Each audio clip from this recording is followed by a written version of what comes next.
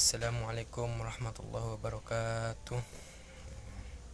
Bismillahirrahmanirrahim. Alhamdulillahirrabbilalamin. Wabihi nasta'in wa ala muridunaddin.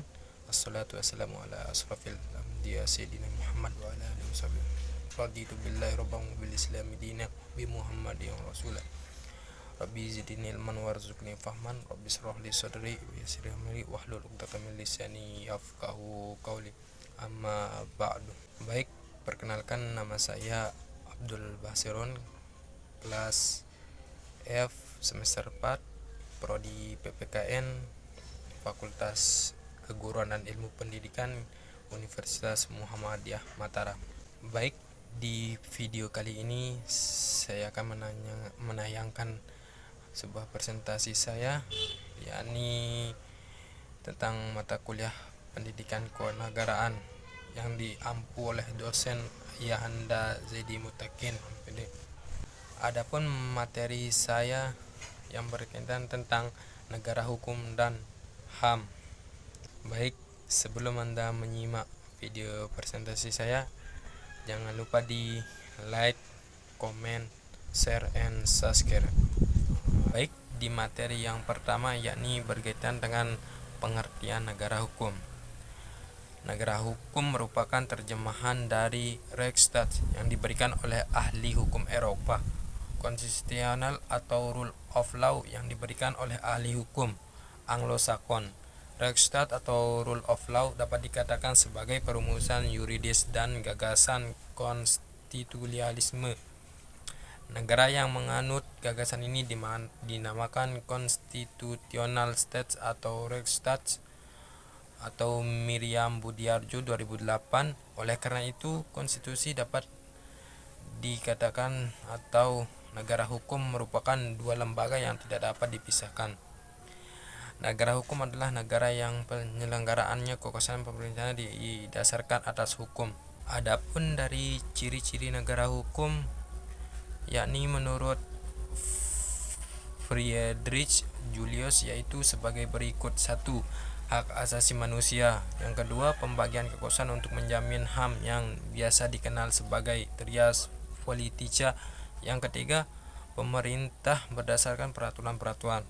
Yang keempat, peradilan administrasi dalam perselisihan. Adapun pengertian hak asasi manusia. Hak asasi manusia itu merupakan hak dasar yang melekat dan memiliki setiap manusia sejak lahir sebagai anugerah Tuhan Yang Maha Esa. Mustafa Kamal Pasha 2002 menyatakan bahwa apa yang dimaksud dengan hak asasi manusia adalah hal-hal dasar yang dibawa sejak lahir yang melekat pada esensi sebagai anugerah Allah Subhanahu wa taala. Kesadaran akan hak asasi manusia didasarkan pada pengakuan bahwa semua manusia sebagai makhluk Tuhan yang memiliki derajat dan martabat yang sama. Dengan pengetahuan akan prinsip tersebut, maka setiap manusia memiliki hak dasar yang disebut hak asasi manusia. Pengakuan terhadap HAM memiliki dua landasan, yaitu: 1. Landasan yang langsung dan pertama, yakni kodrat manusia, bahwa kodrat manusia adalah sama derajat tanpa membedakan ras, agama, suku, bahasa, dan sebagainya. Yang kedua yakni ada yang lebih dalam, yakni Tuhan yang menciptakan manusia, bahwa semua manusia adalah makhluk dari pencipta yang sama, yaitu Tuhan Yang Maha Esa.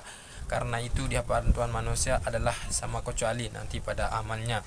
Dengan demikian, selama manusia belum mengakui adanya persamaan harkat dan martabat manusia, maka hak asasi manusia belum bisa ditegakkan. Jika hak asasi manusia belum dapat ditegakkan, maka akan terus terjadi pelanggaran atau penindasan atas hak-hak manusia baik oleh masyarakat, bangsa, dan pemerintah.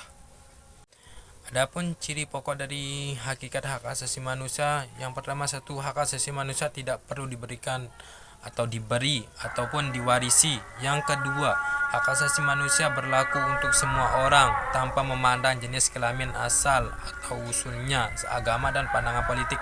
Yang ketiga, hak asasi manusia tidak boleh dilanggar. Beberapa contoh hak dasar tersebut adalah: yang pertama, hak asasi manusia menurut Piagam PBB tentang Deklarasi Universal Hak Asasi Manusia 1942.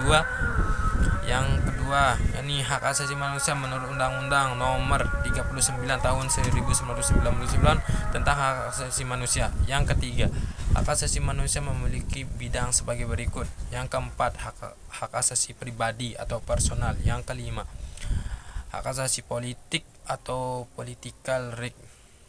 Baik, dari penyampaian materi yang saya paparkan tadi, adapun kesimpulannya, yakni negara hukum adalah negara yang di dalamnya terdapat berbagai aspek peraturan-peraturan yang memang bersifat abstrak, yaitu memaksa dan mempunyai sanksi yang tegas.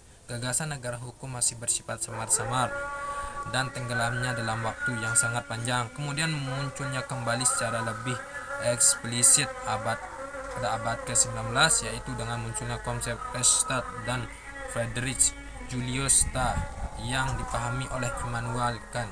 Unsur-unsur negara hukum adalah: yang pertama, 1. Perlindungan hak-hak asasi manusia. Yang kedua, pemisahan atau pembagian kekuasaan yang untuk menjamin hak-hak itu. Yang ketiga, pemerintahan berdasarkan peraturan perundang-undangan. Yang keempat, peradilan administrasi dalam perselisihan. Baik, mungkin itu saja dari video pemaparan materi saya. Bila ada salah kata itu datang dari saya, bila ada benarnya itu datang dari Allah Subhanahu wa taala. Bila fisabil haq fastabiqul khairat. Wassalamualaikum warahmatullahi wabarakatuh.